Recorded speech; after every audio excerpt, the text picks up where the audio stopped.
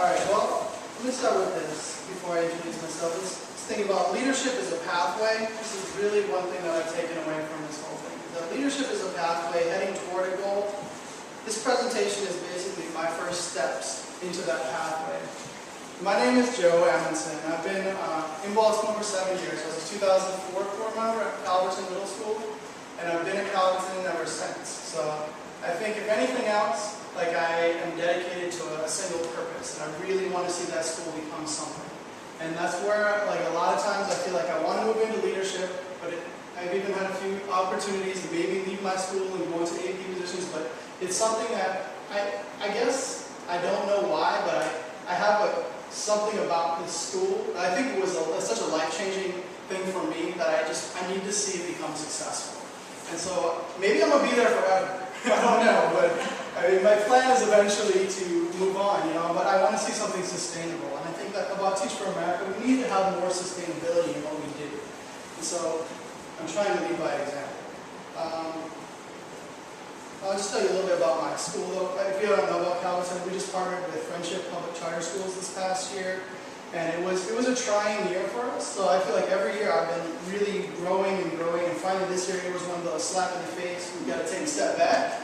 And so now it's like, okay, now we kind of know what we're doing. I really love the turnaround model idea of taking a school that's in crisis and trying to get it to become something successful. And I think we're on the pathway, but it's really forced us, what I've been talking about with this whole presentation, is to really think deep about who we are as people. Because that's what all of this to me is about. Leadership is just about finding out what's inside of you. It has nothing to do with being in a position, has nothing to do with being powerful. It really just has to do with whether or not people think you're credible and they want to follow you. And I don't know if that's me, I don't know if that's me to be running a school, but what it is I need to figure that out still, and who's going to be following me into what pathway that I'm going to be taking them down. So we'll see where the future holds. If we can go on into the next thing. What I'm going to be talking about is the difference between position and leadership. So principal is basically is adjective and a noun. The first or highest in rank, importance, value, chief, foremost, or the head, right?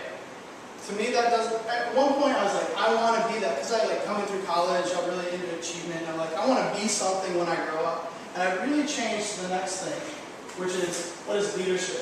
Totally different mind paradigm. So leadership is a series of behaviors. It has nothing to do with position. It's about what we do.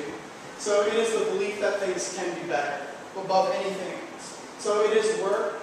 It is work, emotion, and inspiration. Central to success is having a realistic vision and the ability to share it with others to incorporate it as their own. So empowering others to success. So I think that's what we do as teachers, and that's really a principal is just a teacher. I don't see anything different. Just try to get other people to be their best. So, alright. I was going to play this video, but I think I'm going to run out of time because I've already gotten talking more than I was going to. But it's just a bunch of quotes about leadership, so I'm going to move on past that. So, we've talked about this. Leadership is not a position. Everyone obviously has leadership. We've got to find out who we lead and why we lead. So I think to do that, we have to figure out why we follow people. And that's what I've been thinking about. Why do I follow the people that I follow? Why do I stay with the same school and the same principal? But I think it has something to do with credibility, and just knowing that those people are doing the right thing for children, doing the right thing because they mean what they say. And I think that's really what it's all about for me, is trying to figure out what do I mean when I'm talking? What is it all about? What do I really want to be when I grow up? So it's something that's earned, relationships, you've got to be inspirational, and the key, I think, is collaboration. There's no leader. There's no one person that's going to change anything. One person in a school is going to change things by getting good people on board. But they're not going to be the one that goes in the classroom and does all the work. It's about having those good people. So, okay, go ahead. One of the things we read, I'm going to talk a little bit about some of the books. The Leadership Challenge, that people have read, is not about position or title. Leadership is about relationships. I already talked about this. But the one thing, actually, a few things, the bottom are more important. Humility is the only way.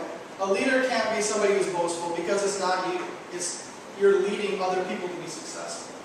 So leadership is the daily moments he talks a lot about, and the secret to success is to stay in love. And And I actually, like, when I read that, I was like, wow, that's what it's all about. It's about loving what we do, right? And as soon as we stop loving it, then we're not being successful anymore.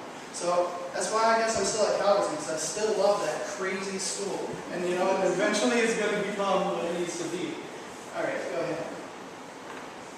So this whole thing, we did another book, or I don't know if anybody here else has done Strengths Finder 2.0, but it's one of those things where you're just kind of like, who am I? And I really like this, because it boils down who I am as a leader, as a person, like things that I'm really good at. And the point of Strength Finder is you should focus on things you're good at, not things you're not good at. Because we always talk about our deficiencies, but this talks about why don't we focus on the things we're good at and just become experts at those things? Why don't you like really focus on the learning side, really focus on arranging things, because that's what I'm good at, right? But maybe I'm not so good at being an activator, because I'm maybe a little too cerebral. So I need to find somebody who's going to be like, go, go, go. And that's what I really like about this, is because, okay, if you're going to be a leader, find somebody who's going to empower your deficits, because you should really only, well, maybe we need to work on our deficits, but you should really focus on your strengths, okay?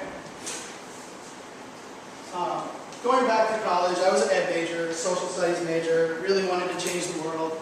And I really, I love John Dewey and this idea of, democratic education. The point of education is basically to create the society we want to live in.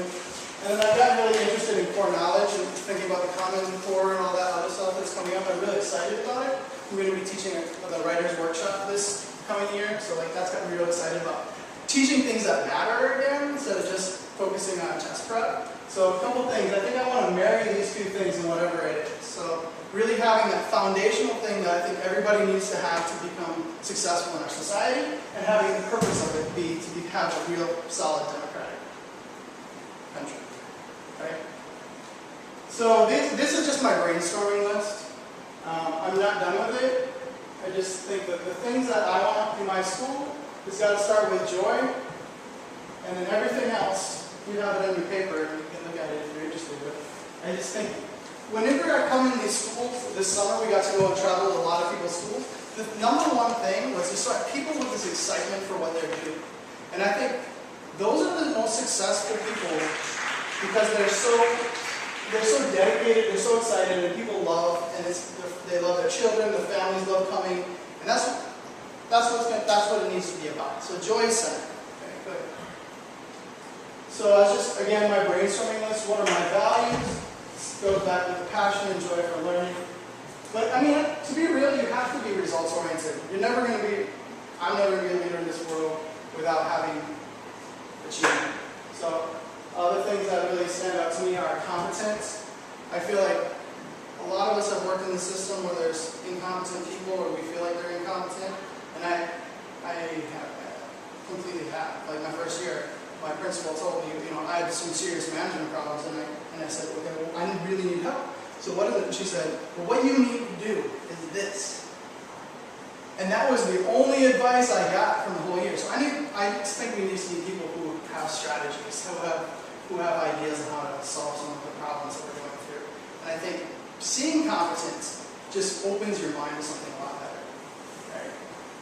So we had to do these tributes to ourselves, and so I'm not going to spend a lot of time here, but I just think it's important as we're trying to figure out the theme of what I'm talking about is just to know ourselves. Right? It's just to really understand what we stand for, what why we're doing what we're doing. And so I'm just going to leave that if you want to read it. So the other thing is we have to be passionate about what we're doing, but we know we're up against something huge. So go ahead. I'm not going to go through all the data. We all know the data.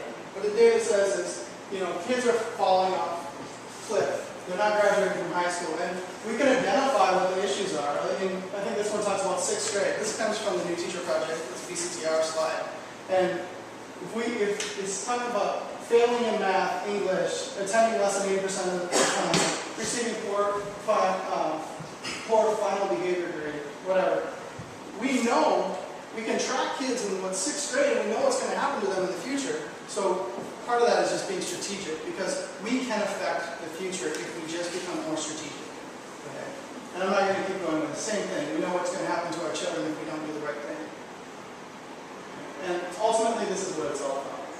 So as a leader, it's just about getting the right people. And one of the books we also read about was get the right people on the bus, and then you can figure out, what is this? People first, and then what? Who first, then what? Yeah, who first, then what? And I think that's really true. I mean, when I think about some of the great people that we got to see, like Mark Martin, I think is key. Like, that's what his whole thing is about. I think that school's going to be phenomenal because of what he's done with that. So great teachers matter. Same thing, find something you're passionate about. These are some of the things I'm passionate about. And I know I'm running out of time, so I'm not going to keep pushing it. Everything else in this slide basically is just me starting to try to become strategic about, if I was a leader, what those different components of my school would look like. So I'm going to just kind of move on. I'm not going to... Well, this is a whole conversation. I'm not going to take us through. But why have the problem in the center? And why haven't we solved this problem? And I mean, number one, it's hard, but a lot of this stuff is just mindsets. So I think us as leaders have to be mindset changers, because that's in a school that hasn't seen success. And I mean, that's where I want to be. I'm not really interested in being in a school that's successful, because I mean, really, that's all I know. But I mean, that's also what I'm passionate about. So it's hard, but we need to change those. This is another one of the books we read, Good to Great. Just talking a little bit about what it is that you need to have to be an effective leader, just disciplined people. I really love this level 5 leadership stuff that we were talking about, which is basically having paradox. I'm trying to think, what were some of the paradoxes they talked about? Humility and will, and timid and fearless. Like, those are the things that like excellent leaders are. They're shy and they're ferocious. I think like it's about like not taking on everything and being boastful about it, but actually doing what's right and giving the power to everybody else. And some more things about Good to Great. I like this too, is what can you be the best at in the world? So just figure out what it is that you are. So you have to figure out who you are first to figure out what you can be the best at. And doing that as a staff and as a school, I think is really important. These are just another thing, just random things that I think are working. I mean, this is not research-based, it's just from my perspective, things that are working. Effective teachers, I still put at the top. So if we have good teachers, that's it. Same thing in the book, another book. It's just basically my notes. So if you ever are writing a paper, and you want to reference the Leadership Challenge 5 Practices of Exemplary Leaders, go ahead. This is I think it's the ISLIP standards for what exemplary leadership is. So if you go through the principal training program, I did that at Hopkins, did the certification course through there. These are the things that you have to show evidence of.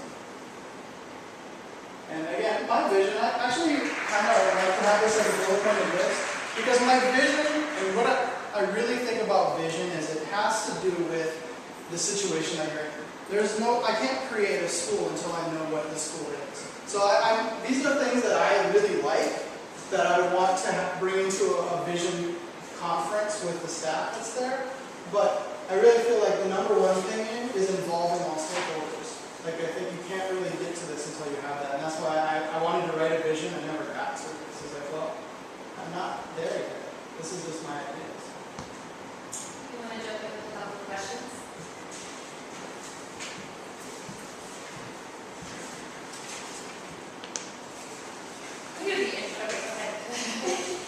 So after the fellowship, did you come any closer to deciding what your next steps are? Well, it's not over. I'll decide next week. Okay, No, I mean, I actually am applying to be a principal in Minneapolis. I have an interview in 2 weeks to start a charter school there. But I'm just doing that basically for the experience. So, I don't even know if I would take the job. I'm from Minnesota originally. So I do want to be a principal, but at the same time, I'm not sure that I don't know what I want to be. With this idea of leadership, do you think it's all of those qualities are born, or do you think they're bred?